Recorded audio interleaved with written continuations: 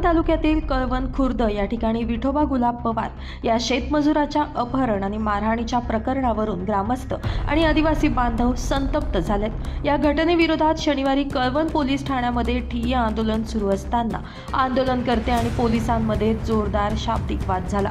यानंतर जमावानं पोलीस ठाण्यावर दगडफेक केली। या दगडफेकीमध्ये पोलीस वाहनाचे काच फुटले असून पोलीस कर्मचारी आणि घटनास्थळी उपस्थित असलेले पत्रकार जखमी झालेत। आंदोलनकर्त्यांचा आरोप आहे की मजूर विठोबा पवार यांचा खून झाल्याचा संशय असून संबंधित शेतकरी आणि त्याच्या मुलावर तात्काळ गुन्हा दाखल करण्यात यावा। त्यांच्या या मागणीवरून परिस्थिती तणावपूर्ण बनली।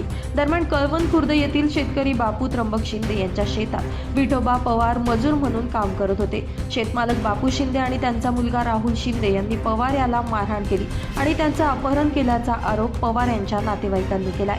या घटनेनंतर ग्रामस्थ आणि आदिवासी समाजात प्रचंड संताप व्यक्त केला जातोय। कळवण पोलिसात अपहरण आणि अॅट्रॉसिटीचा गुन्हा दाखल करण्याची प्रक्रिया सुरू असून पोलीस ठाण्यात अतिरिक्त बंदोबस्त तैनात करण्यात आलाय।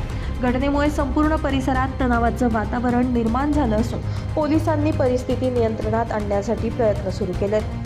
Bureau report, Lumbini news, Kalwan.